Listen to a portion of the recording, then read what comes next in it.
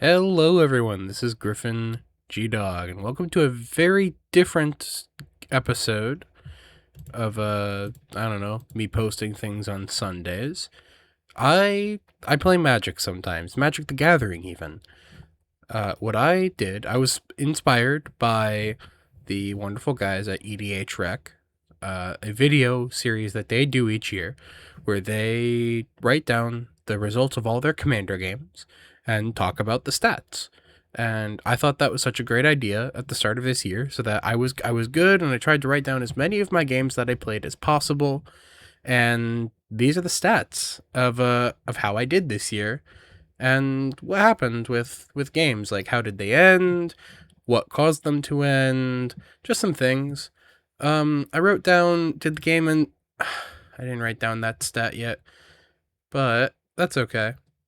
That's not as important. Yeah, roughly it's even on whether or not the games end with one big explosive boom, or whether or not it is one person out, next person out, 1v1 at the end, sort of thing. That's not the important stuff to go over. But so let's talk about a couple of these things. First off, I wrote each person's commander. The turn order is, going left to right.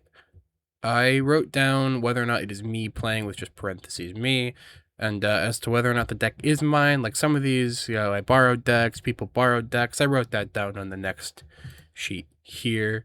So the green is whoever won that game. One thing of note is that this game right there were technically two winners because we kind of just conceded the game, which is why let's talk about the win conditions. Uh, let's talk about the win conditions. I wrote down how each game ended. I wrote down combat damage, commander damage, burn/drain, combo, mill, concede, storm, alt win con, and extra turns. I wrote down concede as an option because a couple of the games throughout the year just sort of ended by, you know what, you win. The board state was good enough. I wrote down what turn that was decided. The game would have ended at just skipping the entire long turn. So this game right here, we were basically deadlocked of who had control of the game. So we decided to end it since it was turn 11 at that point. So we just decided to end that game. I still remember that one. This one right here, I haven't read. I've omitted it from some of the data for like wins and stuff, because this is not this was a draft that we did, and I didn't write down the rest of my drafts, and it's kind of a different thing, so it's omitted from some things. This one I have read just because I wrote down that Kalia won not on her own turn, and as a combat damage deck, it was a little confusing, so I figured I just missed something. Right. Let's look at the numbers. So here I have my decks that I own and play. I wrote down which ones I borrowed when I borrowed a deck, and I wrote down how many games were played with those decks and how they did. So Ovika, Goblin Engine, I played it one. It was played a total of 6 times. I won one, and someone piloting it won one time. Cephyrus was played 10 times. This is Cephyrus of the Hidden Ways. Was played a total of 10 times. I won 2 of the times. Lord of the Nazgul, someone else piloted it to victory once out of 5 games. Urza Lord High Artificer, my Urza Zord deck, had won 0 games of the 10 that it made an appearance. Abdel Adrian Gorian's Ward / Far Traveler, I won once and someone else piloted it to victory for, out of 4 total games. Mr. House, President and CEO, I brought it to victory 5 times out of the 12 games it made an appearance. That's the sort of deck that doesn't look scary until the very end, where it's like, oh, suddenly I can blast someone for 40 damage with like Marionette Master or something, or hey, I'm the last one left and I have a bunch of 3/3s and I'm going to hit you with them. Durnan is a little addition right at the end of this year, has no wins so far, but it's a fun deck. I enjoy it. It could be better, but it's it's just for fun. The Gitrog monster, 1 win for me, 1 win someone else piloting it. 10 total games. Calamax, the Stormsire, I piloted it twice to victory. Someone else brought it to victory once, 3 out of 8. Alondo the Seer, I brought to victory 3 times. Someone else once out of 6 total games. I don't break it out that often, but when it comes out swinging. Satya, I disassembled at the start of this year, so it is a 0 for 1. Same with Velomachus Lorehold, 0 for 1. Whenever I borrowed a deck, I borrowed decks 14 times out of my 69-ish games this year. Nice. I have a 50% win rate when borrowing someone else's deck, which is interesting. Just, yeah. So, something of note, apparently my games go long. The average turnover was on turn 9. I guess that makes sense. I sort of play in that low bracket area of games, so ending turn 9, I guess, makes sense. I wrote down when it turned, you'll see decimal points here because I wrote down, like, if it ended on turn 8, that ended on turn 8 of the first turn player. If it was like 0.25 in a 4-player game, that ended on the second turn player. 0.5 is turn 3, 0.75 is fourth turn player. And then just, for based on how many players there were, I did the math on that. Close enough anyway. So turns end on average after 9-ish turns.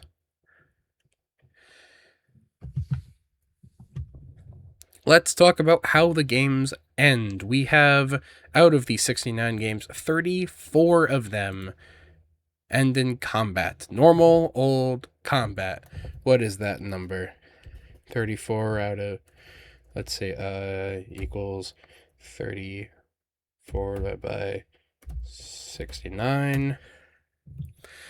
So a little under 50% of the time does the game end in just regular combat. That makes sense. It's the way Commander is kind of intended to end, is just by hitting people with your stuff. So yeah, 0 times this year did someone finish the game with commander damage. So of note, people did get commander damaged in some of these games. However, this is specifically how the game ended. What caused the game to end is these things. In second place, we have 14 times that burn/drain took the victory. Meaning, like, red burn or like Orzhov drained effects are what brought people down to 0 and caused the game to end. Combo is a little broad because technically combo doesn't cause the game to end. It's, the infinite burn damage at the end. But if the root cause was the combo, I wrote it down as combo and did 10 of my almost 70 games this year. We had 1 mill victory. Altar of Dementia is a crazy card. That's all I'll say on that. 3 games to concede, like I mentioned. Conceding, just, all right, game's over. Let's just call it. You win, sort of thing. Save some time, play the next one. Alt win cons. These are fun. This is an alternate win con that managed to win the game. Of the ones here, I believe we have 1 was via 20 Toad out of a Bumbleflower deck. 1 was a Strixhaven Stadium win. I believe Nayali was using that. And then 1 was myself using a Jace Wielder of Mysteries for a Thoracle style win. Those are the 3 alt win con games this year. Not a very high percentage, but just of note. And then 1 time someone won with extra turns. That was a Nico deck. Just copied their extra turn spell a couple times and won in that. I didn't know how else to write it down, so I just wrote it down as extra turns. Like, it was technically combat damage, but it was also kind of the extra turns that led to the win. All right, let's look at the weirder numbers here. So I played a lot of 3-player games. It just sort of happens where, 2 buddies can make it. We play a 3-player game. So 28 of my games were 3-player games, and 32 were a standard 4-player pods with 8 and 5. 1 6-player pod. Had I made these notes last year, that 6-player number would be larger. So I took those and averaged what our average win rate would be for these. Your win rate in a 3-player game, just off the rip, you have a 1 in 3 chance of winning. There's 3 players. 1 in 4 for 4 players, 1 in 5, 1 in 6, etc. So the average win rate that someone would achieve playing in games with all of these numbers would be a 27.55% win rate. Now, I have a 31.88% win rate. That's right, I am the best Commander player ever. That is a joke, of course. I do have a slightly higher win rate than others. I try my best. I play good decks. That's all I really have to say. I don't think it's like disproportionately high. As a semi-competitive card game player, my card game awareness is good. So I come out with the dub a little bit more than average, which is always my goal, to win more than I lose, or at least more than my amount that I should lose, right? So sort of a shorter video, but a cool one regardless. At least I hope this is cool. Just I thought I'll probably do this again next year. I might even track my Dragon Ball games next year, actually, just as a little thing there. But I had a lot of fun doing this. I'll do it again. It's just a cool little see how the year went. More like I'm more interested in like these numbers. It's like, are people scared of things justifiably, or what is your play group into, and just seeing the numbers, right? I'm a spreadsheet guy. Plenty of people I know are spreadsheet people. So just shorter video today, but a lot went into making this whole spreadsheet for a 10-minute video. But all right. Touch the things at the bottom of the video, and bye-bye.